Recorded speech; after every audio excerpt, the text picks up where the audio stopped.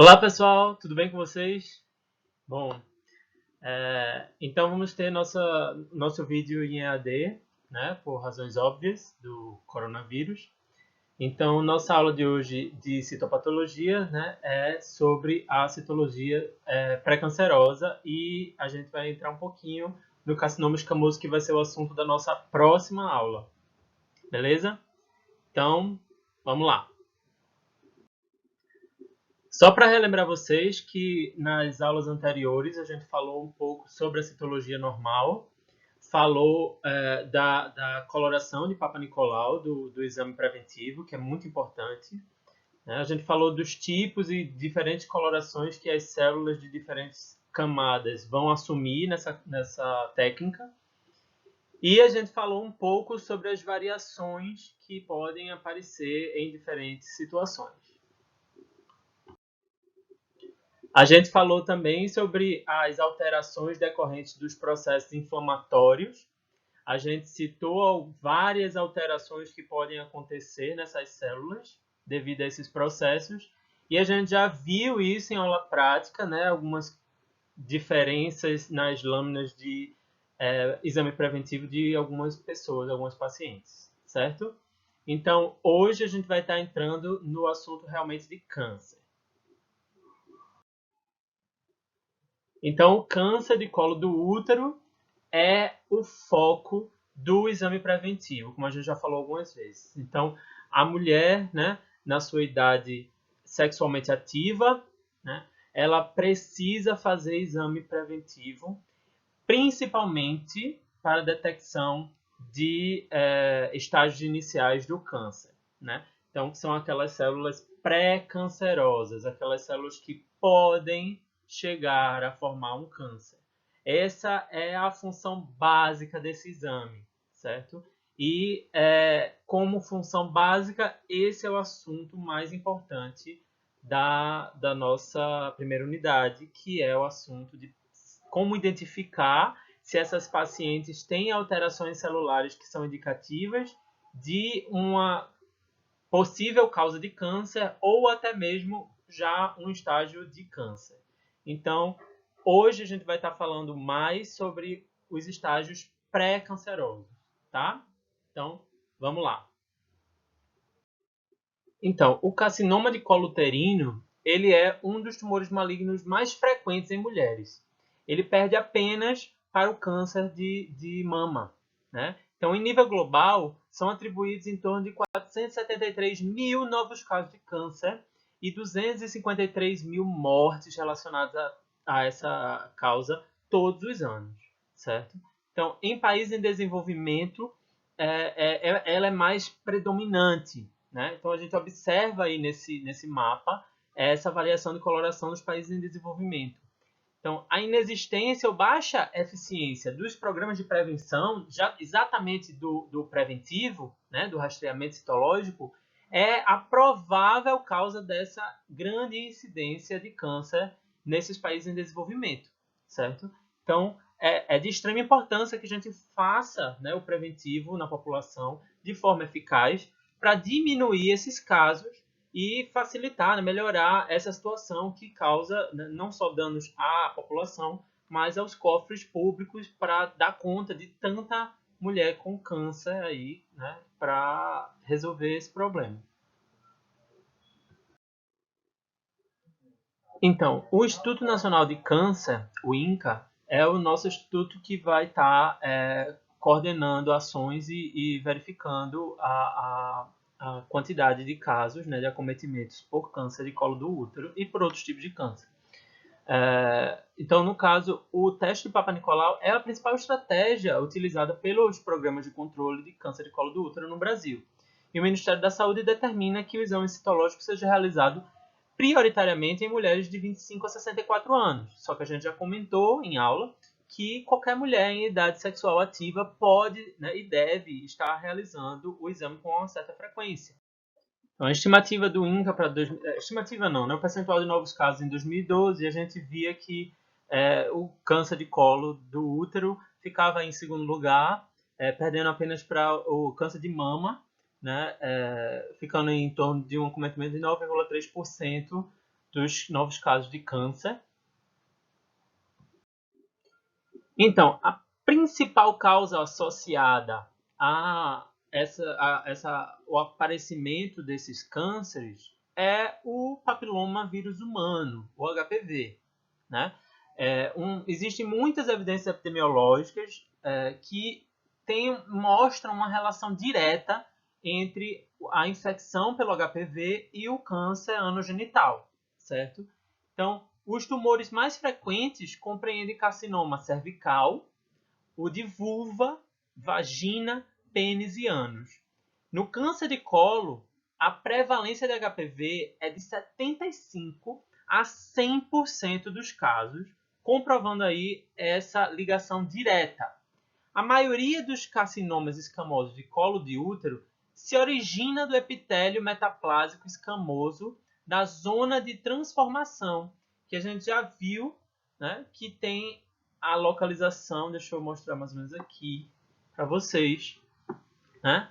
Então, os tumores mais frequentes vão iniciar nessa zona, certo? Essa zona de transformação, que é uma zona mais suscetível à ação do HPV, tá? O risco da aquisição do HPV em mulheres no decorrer da vida é em torno de 80%. Então, o Instituto de Câncer, o nosso INCA, ele afirma que houveram 6.389 mortes por câncer de colo do útero no Brasil em 2017. E a estimativa para 2020, né, para esse ano, é que a gente apareça aí 16.590 novos casos de câncer de colo do útero. Certo? Então, é uma situação nada favorável e a gente tem que batalhar para controlar essa situação. Como vocês sabem, o HPV é uma infecção sexualmente transmissível. Ela tem uma prevalência aí nas mulheres, o pico de prevalência em mulheres de 22 a 25 anos. Ele é transmitido via relação sexual, tá? Ou contato com corrimento, essas coisas de forma mais difícil, normalmente pela relação sexual. E a prevalência ela diminui com a idade, de acordo com infecções que estimulem o nosso sistema imunitário. Tá?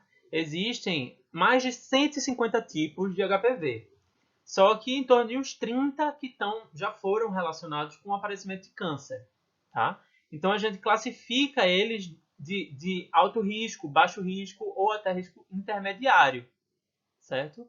Então, os mais comuns, né, os que mais vão estar presentes na população são aqueles HPVs de baixo risco. Eles não têm uma grande chance de causar câncer. Muito embora a gente tenha uma grande circulação de tipos de alto risco, que está, né, normalmente representado pelo 16, 18, 31, por exemplo, do risco intermediário, e o 45 também. Né? Esses contribuem por 80% dos casos de câncer, certo? Então, praticamente nenhuma das mulheres infectadas com HPV de baixo risco vão apresentar uma lesão. Né? Elas podem até apresentar uma lesãozinha inicial, mas que o próprio corpo resolve. Tá? Então, por outro lado, aquelas mulheres que são infectadas com aqueles de alto risco, elas têm uma chance aí de 75% de desenvolver uma lesão. Tá? Então, isso tem a ver, óbvio, com fatores imunológicos, moleculares, e isso altera a evolução da lesão. O HPV ele é um causador de condilomas, né? As verrugas. Então, aqui trouxe para vocês algumas imagens de condilomas acuminados, são aquelas verrugas que são proeminentes na pele, elas ficam mais acima um pouco da pele. Tá? E quadros aí de condilomatose, onde a gente tem múltiplas verrugas em áreas genitais e anais. Né? Então, normalmente essas verrugas estão associadas a HPV de baixo risco. Tá? E aquelas verrugas de pele também, não tem nenhum problema. Essas verrugas você transmite por contato, normalmente, e é difícil de que ela cause qualquer outra complicação. Normalmente a gente faz o diagnóstico através de esfregaço, também biópsia. Já as lesões por HPV no colo do útero, elas representam aí 1/3 de todas as lesões intraepiteliais escamosas, né? Elas vão regredir e 41% apenas vão progredir, tá? 25% elas vão progredir, desculpa. Ou seja, 1/4 dessas lesões é que são progressivas.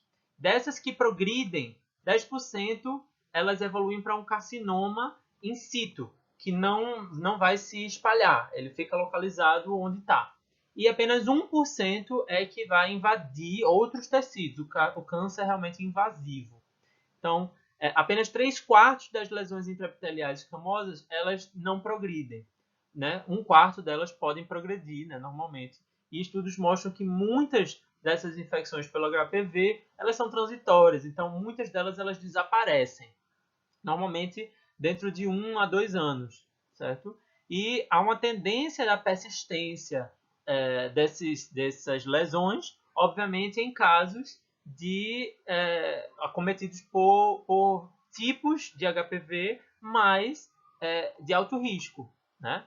Então, 25% vão progredir e dessas 10% causam carcinoma e 1% só carcinoma invasivo, né? O câncer invasivo, que é mais perigoso.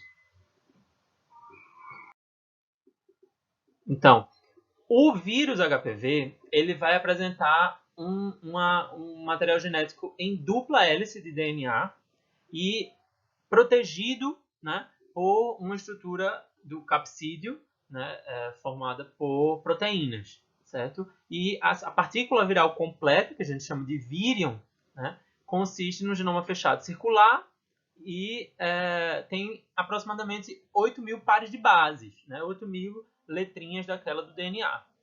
Então, esse genoma ele está protegido pelo capsídeo e é organizado em 3 estruturas básicas, 3 regiões. Uma que é uma longa região de controle no início e uma chamada larga de controle no fim. E a gente tem a parte que é tardia, late, L de late, tardia, e early, de precoce, de de precoce, de early, em inglês, certo? Então, essas proteínas tardias, late, elas são feitas depois, produzidas depois, no estágio, né, de acometimento pelo vírus. E as early, as proteínas E, elas são precoces, elas são produzidas logo no início do processo de replicação viral. Tá? Então, aqui na imagem, a gente consegue ver o esquema desse vírus, tá? E aqui a gente tem o processo de infecção. Então, a infecção por HPV ocorre em células epiteliais da mucosa cervical basais, certo? Células basais. Nesses pequenos micro ranhuras, microfraturas aí do tecido, causadas até durante o processo sexual, né, mas que já estão lá, o vírus entra e entra em contato direto com as células basais, onde ele tem esse tropismo por essas células basais, onde ele vai se fixar, né, e perder o seu capsídeo e liberar o seu material genético que vai entrar nas células epiteliais e vai ser usado para replicação, né, do seu genoma aí. Então, assim como outros vírus, ele não consegue fazer a sua replicação sem a ajuda de uma célula. Tá? Então, durante o contato, essa ranhura, né, essas quebras no tecido vão acontecer, uma microerosão, e a mucosa basal fica exposta, e aí aquele vírus tem acesso, infecta as células basais, e ele penetra na célula, perde seu capsídeo e coloca o material genético lá dentro. Né? Esse material genético circular, ele se quebra, lineariza e entra no nosso DNA, no DNA da célula basal. A célula vai maturando, né? vai subindo aí de camadas dessa parte mais daqui de baixo, né? Basal, para a parte mais externa, onde ela vai maturando e o processo de replicação viral vai acontecendo, onde a gente tem aqui em cima realmente a produção das proteínas tardias e finalmente a produção dos vírions maduros que vão ser liberados e aí assim a pessoa transmite, né, a outros parceiros. Tá? Então, essas células são conhecidas como células não permissivas, que vai estar aí nesse processo. Então, quando acontece o aumento da replicação, é que os genes tardios são codificados e manifestam o vírus completo. Então, aí essas células passam a ser chamadas células superficiais completas, vão se diferenciar, se multiplicar e soltar esses vírus. São chamadas, portanto, de células já permissivas. Né? Essa passagem aqui de mudança entre o vírus estar lá, mas está sem mostrar nenhuma alteração citológica, a gente chama de latente. Não tem alteração nenhuma visível, então a gente não consegue observar isso, certo? Já quando o vírus causa alteração nessas células basais e vai ter modificação nesse processo, e as células mudam a sua forma, a sua estrutura, elas começam a se multiplicar desordenadamente, e a gente tem o desenvolvimento de um tumor, né, que pode vir a causar o câncer, né, e em alguns poucos casos um câncer invasivo, como a gente tem visto. Essa imagem ela ilustra exatamente esse processo, onde a gente está vendo aí a entrada do vírus, né, na célula basal, e está aí a célula maturando até que a passagem desse vírus libere vírus maduros lá para cima, lá para fora da cavidade vaginal. A infecção das células, daquelas células não permissivas, ela segue um caminho diferente quando vai causar um câncer, né? Então, o que acontece é que acontece um evento raro, onde aquele DNA circular, em vez de ele quebrar no lugar que seria o correto, que é entre as proteínas early, né? As proteínas E1 e E2, e em vez de ele se abrir naquele local, ele abre de uma forma que inativa a proteína E2, que é responsável por inativar outras duas proteínas do vírus, que é a E6 e E7.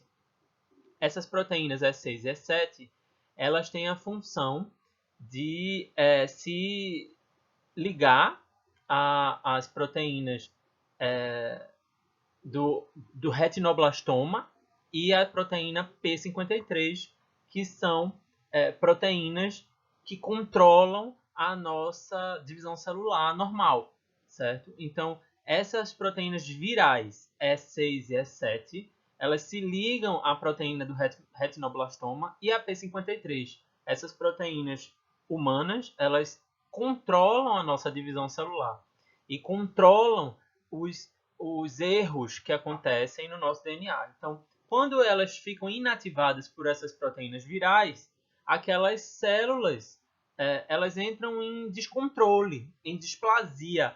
Elas vão acumular erros e vão entrar de forma acelerada em divisão, certo? Então, perde-se esse controle da divisão celular e perde-se a forma natural da célula, né, que é o processo de displasia, onde a gente causa lesões, né, o início dessa célula modificar e se proliferar de forma irrestrita, com esse seu DNA defeituoso e alterações.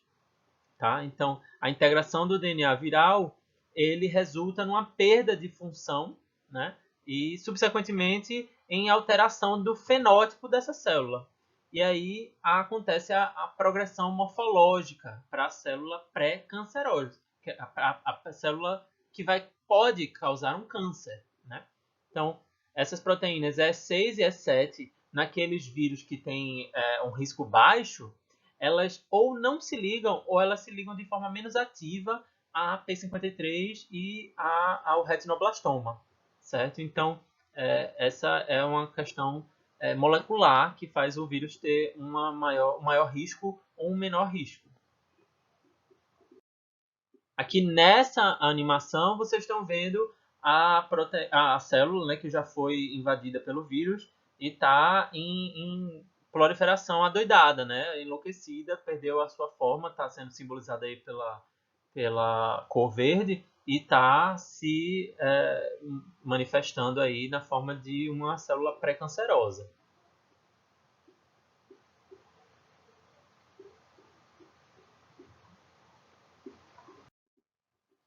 Então, além da questão simplesmente de você estar exposto ao HPV, né, existem alguns aspectos que estão relacionados a fatores de risco, né, que aumentam as chances de ter problemas com as infecções pelo HPV, né, essas lesões. Então, alguns desses fatores de risco são a multiparidade, né, o fato da pessoa ter tido vários partos, né, engravidou várias vezes, ter muitos filhos, o uso prolongado de contraceptivo oral, né? Então, aqueles contraceptivos, o remedinho, né? A pílula, e o uso prolongado pode causar um risco associado aos cânceres de colo do útero.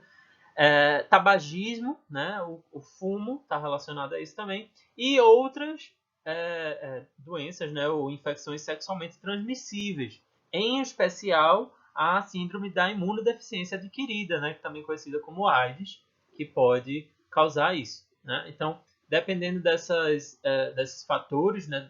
A infecção pode passar de transitória, com uma regressão que é normalmente mais comum, né, de 1 a 2 anos, para uma persistente, né, e levar a questão de lesões pré-cancerosas de alto grau ou até câncer invasivo.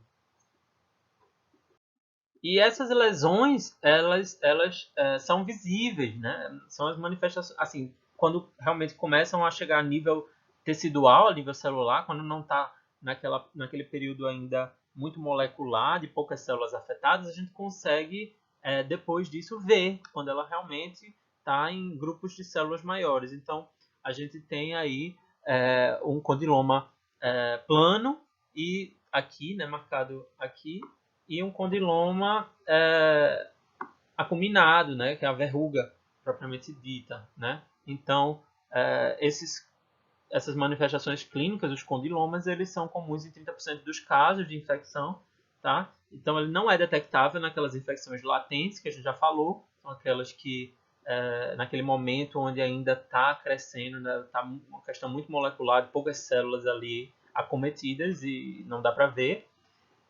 Apenas quando existe uma infecção subclínica, né, onde a gente tem o condiloma plano, aí que acontece em 70% dessas infecções, né, marcado aqui desse jeito.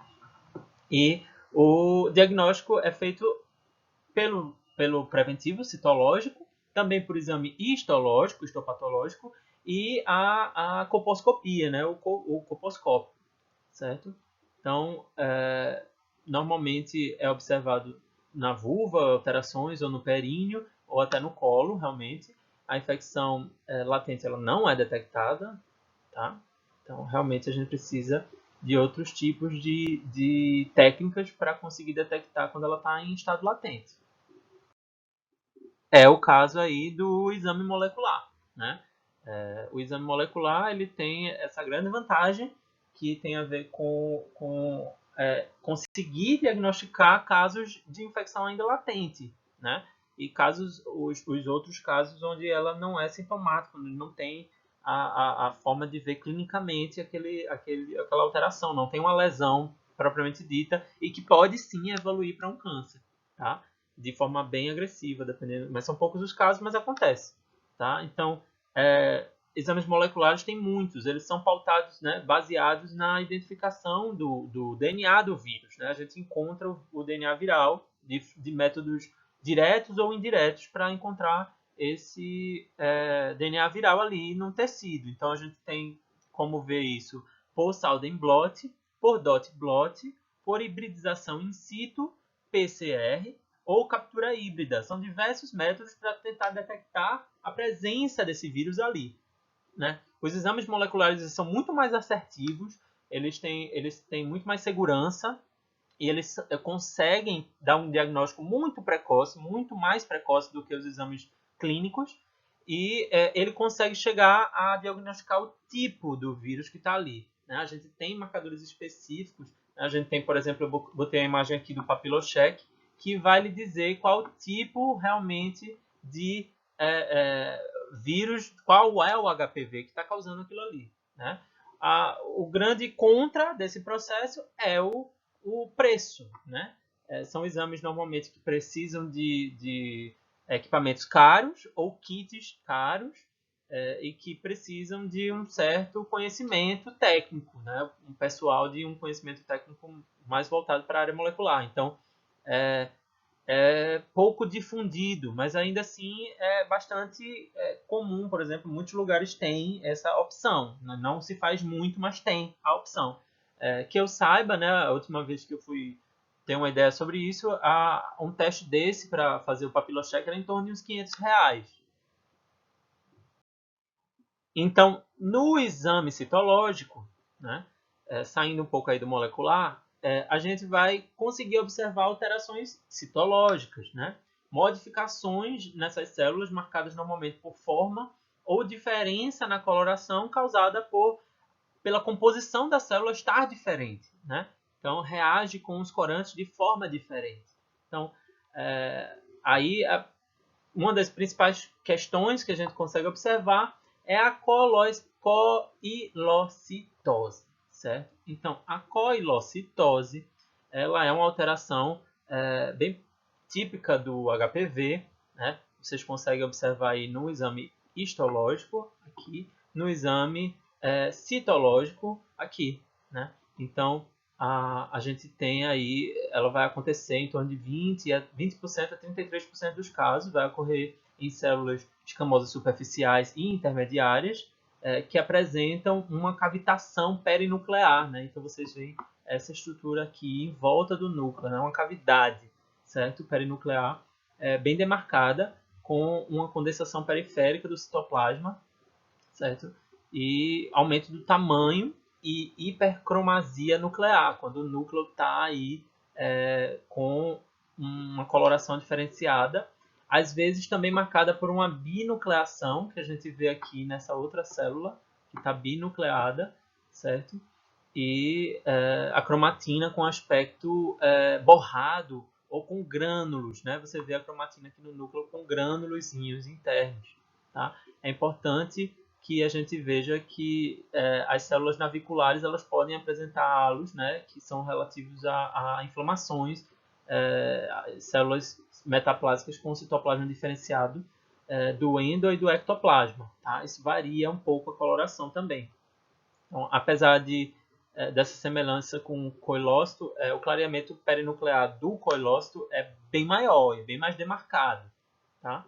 Então, aqui do lado dessa célula coilocitósica, né, a gente tem também uma afofilia, que vocês veem uma coloração azulada na periferia e avermelhada no centro. Então, essa variação, né, de coloração também é um indicativo de alteração, certo? Então, além disso, a gente tem as células paraqueratóticas, né? Desculpa.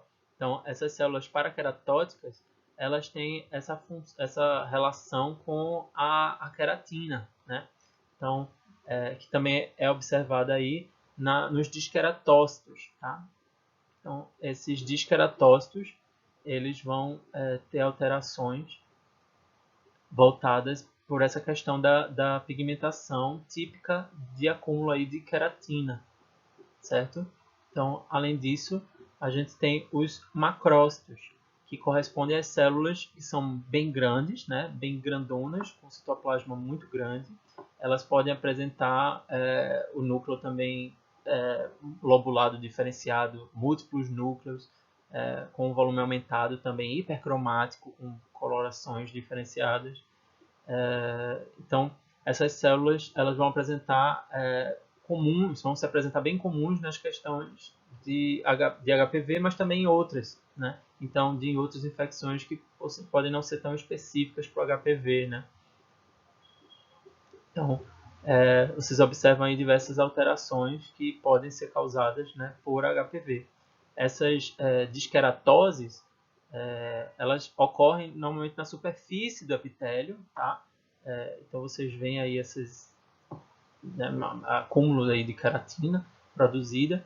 Então, contudo, elas não são específicas dessa infecção, elas podem acontecer em outros quadros também, tá? Então, os disqueratócitos, eles ocorrem em células em miniaturas escamosas, né? Ou em padrões maiores, células maiores hiperkeratinizadas, certo? Elas podem ter um aumento nuclear, hipercromasia, né? Cromatina condensada e uma borda mais irregular, tá? Vocês estão vendo aí também múltiplos núcleos. A aplicação da vacina, né? Existe vacina contra o HPV, né? Na verdade preventiva, e ela é aplicada em larga escala no Brasil. Tá? Existe muita discussão sobre isso, que tipo de vacina deve ser a mais utilizado, a menos, né? Existe questões de valor, né, associado a isso. Existe muita discussão em relação a essa vacina. A gente tem normalmente a indicação para usar principalmente em mulheres de 9 a 26 anos. E a gente tem dois tipos principais da vacina contra o HPV, que é a quadrivalente, que cobre para os tipos 6, 11, 16 e 18. E a bivalente, que cobre apenas o 16 e o 18. Se vocês observarem, o 6 e o 11 eles nem são tão causadores assim, o risco não é tão alto. Então, existe muita discussão de qual é a melhor, em relação a preço, a custo-benefício, né? E, por exemplo, a liberação dessas vacinas para outras faixas etárias e para meninos, né? Então, meninos e meninas, eles devem tomar essa vacina em intervalo de 6 meses entre as doses, tá? E aqui está uma campanha de vacinação do estado de Pernambuco, mas para a Secretaria Municipal de Saúde de São Lourenço da Mata, certo? Daí a gente chega às lesões que podem ser causadas pelo HPV, né, ou lesões cancerosas, né, ou pré-cancerosas, tá? Então, lesões escamosas pré-cancerosas que podem acontecer no colo do útero, a gente vai ver uma a uma. Essas neoplasias intraepiteliais cervicais, também chamadas de NICs, né, elas são lesões proliferativas, né, lesões onde a proliferação é anormal, né, uma maturação anormal dessas células também, e variações, né, o que a gente chama na área citológica de atipias, né, aquilo que é atípico naquelas células mais saudáveis. Tá? Então, lesões de proliferação, maturação anormal e atipias, e esses em diferentes graus. Né? Então, essas lesões elas podem ser causadoras de câncer, né? Elas podem ser precursoras de um câncer cervical. Certo? E normalmente, como a gente já falou, o HPV é a principal causa dessas lesões, dessas neoplasias. Inicialmente, Papa Nicolau, mesmo que fez a coloração, né, em 1943, ele introduz um sistema de classificação, né, um sistema de diagnóstico, onde ele enumera de 1 a 5, né, de 1 a 5 a classificação dessa malignidade desses tipos de atipias. Né? Então, ele cria uma nomenclatura que procura expressar se o que ele está observando é maligno ou não, né? Atribui uma classificação. Então, classificação 1, ela tem ausência de células atípicas. Na classificação 2, na classe 2, a citologia ela tem atípica, mas sem evidência de malignidade. Certo? Na classificação 3, ela é sugestiva de malignidade, não muito evidente. E a citologia muito suspeita de malignidade, com evidências fortes, e aquela que é obviamente maligna, conclusivamente maligna, certo? Posteriormente, 1973, a Organização Mundial de Saúde lança uma classificação que é baseada, né, em Reagan, que aplica o termo de displasia, né, aquela hiperplasia atípica, quando a célula muda o seu formato, o seu fenótipo, certo? Então isso é um termo-chave aí dessa questão da classificação de Reagan, quando ele classifica aí em displasia leve, displasia moderada, displasia grave e o próprio carcinoma in situ, certo? Então, baseada na morfologia das células, na alteração que essas células têm, né? E ele introduz esse conceito de displasia para lesões cervicais, uma lesão mal definida, essencialmente benigna, ou realmente com aquelas anormalidades, mas não é maligna. Tá? É uma desorganização celular onde há alteração do tamanho, na forma e organização do número de divisões mitóticas daquela célula é aumentado. Então aquela célula forma um tumor não maligno. Né? Então as lesões pré-cancerosas elas vão ser classificadas de acordo com o grau de lesão, aquela leve, moderada, grave e in situ. Depois disso, Richard, em 1967, estuda uma outra maneira de classificar, onde ele vai classificar com aquele termozinho que a gente já falou, né, o NIC, que é a neoplasia intraepitelial cervical, né, para aquelas lesões que são precursoras de algum carcinoma escamoso invasor, câncer de colo do útero, considerando um fenômeno único, contínuo e progressivo. Ele entende isso como um processo. Tá? Então, assim, as neoplasias elas vão ser divididas em 3 graus, que é o NIC 1, aqui, o NIC 2 e o NIC 3. Né? Então, corresponde respectivamente a uma displasia leve, a uma displasia moderada e aquela que é acentuada ou carcinoma in situ, que é o NIC 3. Por fim, em 1988 foi institucionalizado, né, foi introduzido o sistema Bethesda, que vocês, né, fizeram, ou pelo menos tem até o dia 30, se eu não me engano, para fazer a atividade de comparação desses sistemas. E esse sistema é o mais utilizado hoje em dia internacionalmente. Vocês vão ver em outros lugares ainda usando o NIC, mas essa é a forma mais correta de se classificar hoje em dia. Esse sistema ele já foi atualizado algumas vezes, em 91 e em 2001. E esse sistema ele classifica as lesões do colo do útero de forma com baixo risco, né? Aquelas de baixo risco e aqueles de alto risco. Certo? Então, são ressaltados os conceitos de possibilidade de evolução para um câncer, né? Uma neoplasia invasora. Então, um câncer invasivo, aquelas que são lesões de baixo risco, as que têm muito menos chance de virar um câncer. E aquelas de alto risco, aquelas que realmente têm chance de virar um câncer. Né? Ele foi mais por aí a classificação. Então, essas lesões de baixo risco, elas compreendem o que seria aquilo, alterações citopáticas do HPV e a displasia leve, como se fosse um NIC1, né? E aquela lesão intraepitelial escamosa de alto grau, ela vai ser aquela displasia moderada, ou NIC2 e o NIC3, certo? Aqui na tabelinha vocês veem algumas comparações, né? Na verdade, comparando o NIC 1, que seria o do Bethesda, o baixo grau. Já os NIC 2 e 3 seriam as lesões de alto grau.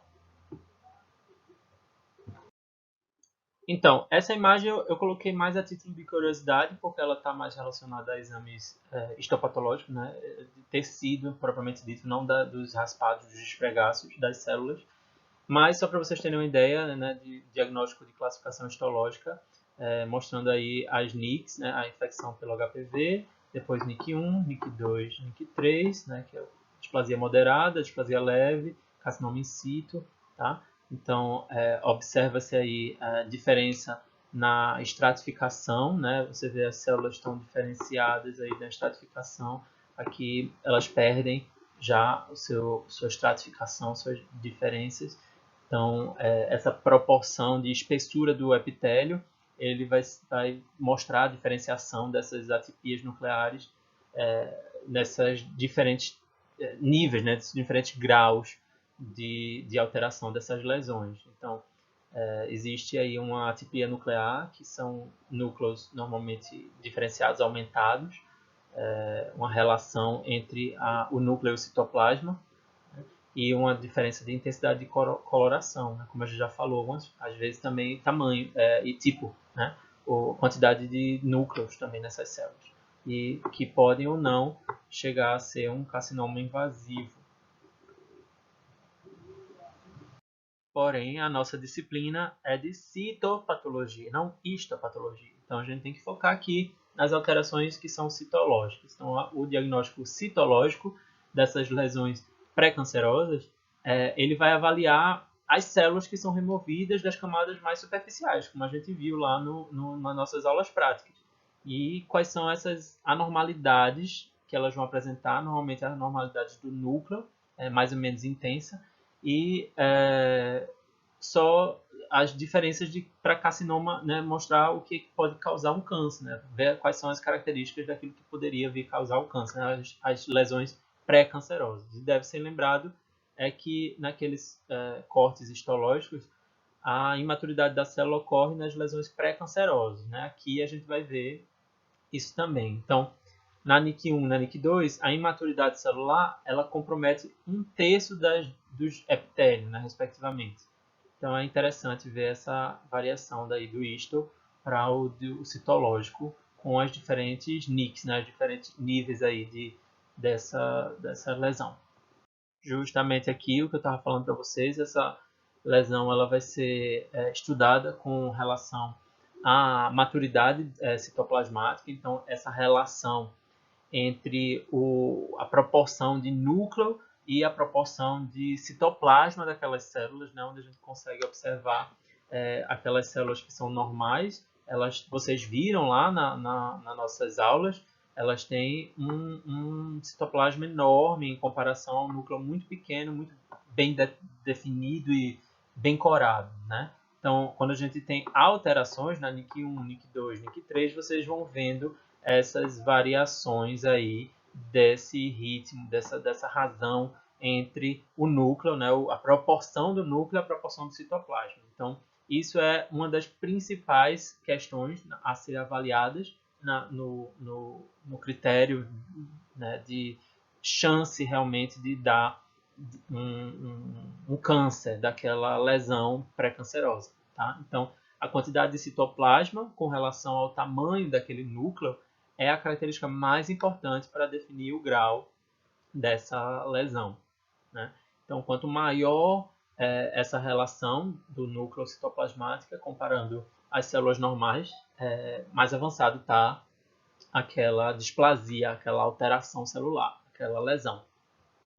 Além dessa relação entre a proporção núcleo-citoplasma, a gente tem as alterações nucleares, realmente. Certo? Então, a gente vê aí o aumento do tamanho do núcleo, alteração de forma, a alteração da sua borda e modificações na cromatina. Né? Ela pode ser hipercromasia, pode vir com áreas mais coradas do que outras. Né?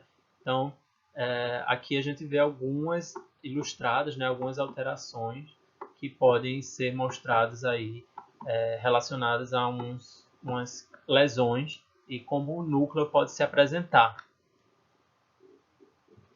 Então, vamos dar uma estudada aí nessas lesões, né? Uma a uma. A gente tem a lesão intraepitelial de baixo grau, né? Que pelo Bethesda, mas a gente pode ver aquelas alterações citopáticas apenas pelo HPV, que estão no iniciozinho, e a displasia leve, que é considerada NIC1. Tá? Então, são todas a mesma classificação, o mesmo tipo de classificação, essa categoria. Essa lesão intraepitelial escamosa de baixo grau, ela normalmente é caracterizada nos esfregaços, contendo células do tipo superficial e intermediário com citoplasma bem abundante, né? Eu estou mostrando aqui nessas imagenzinhas, nesse desenho, tá? Citoplasma bastante abundante, bem definido, tá? O núcleo, normalmente ele pode estar crescido um pouco, mas não tanto, pelo menos 3 vezes o tamanho do núcleo da célula intermediária normal, ainda assim é considerado baixo grau. Uma relação núcleo-citoplasmática conservada, você vê que tem pouca alteração. Ela pode apresentar uma hipercromasia, né, leve irregularidade da borda do núcleo. Ela também pode apresentar uma cromatina finamente granular, né, ou granular com cromocentros, ou grosseiramente granular. Uma binucleação ou multinucleação, como a gente já viu, né, células que têm 2 núcleos ou mais. Ela pode, inclusive, apresentar núcleo ausente coelocitose frequente, que a gente já viu lá em cima o que é a coelocitose, né? Aquele, como se fosse um halo, né? Uma degradação em volta do núcleo, bem demarcada.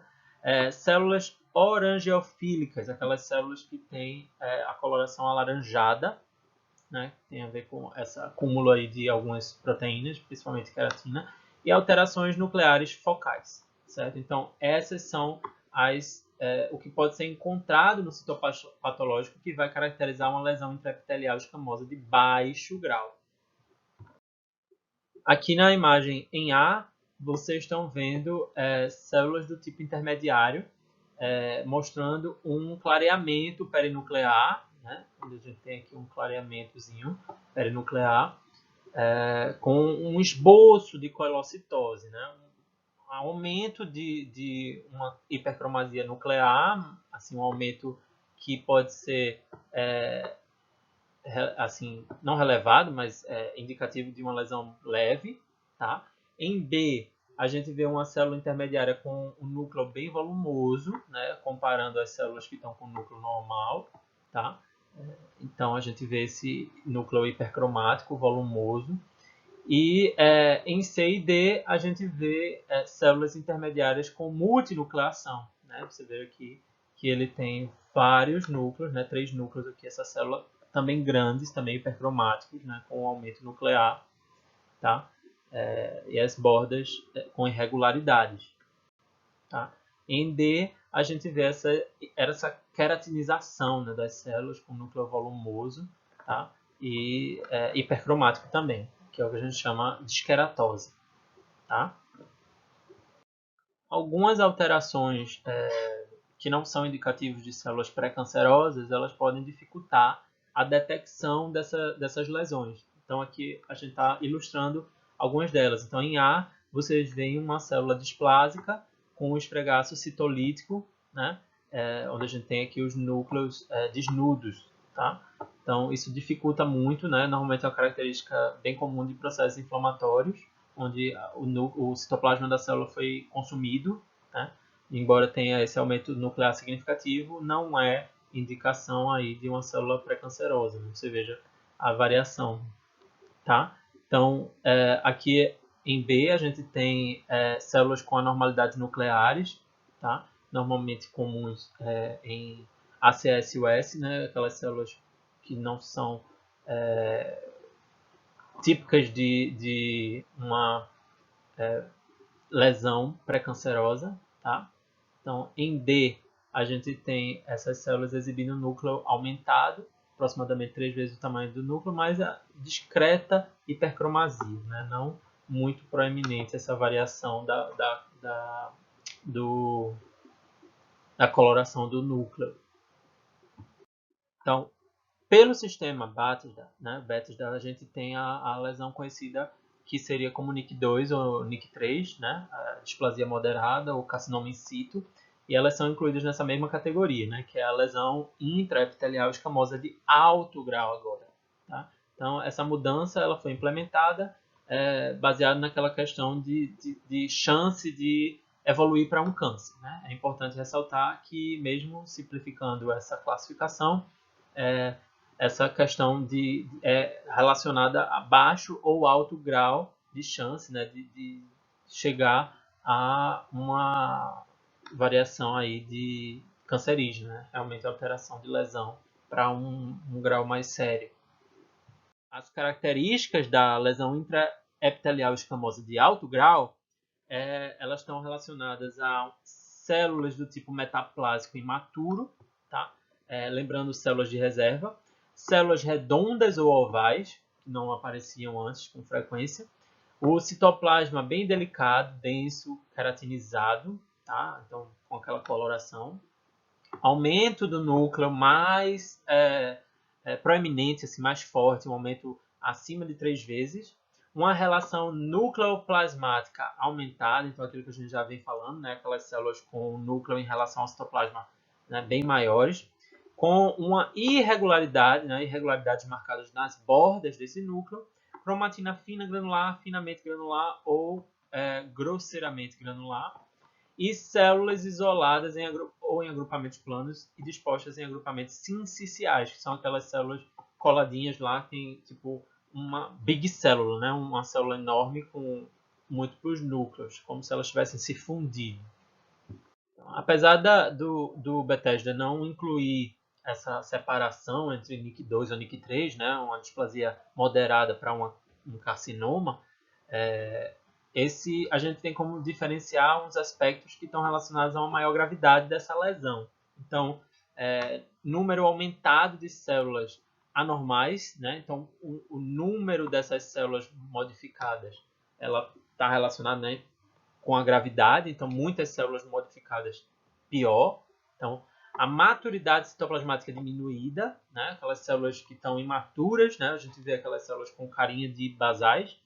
Aumento de relação núcleo citoplasmático, né? Aquele núcleo enorme lá para pouco citoplasma.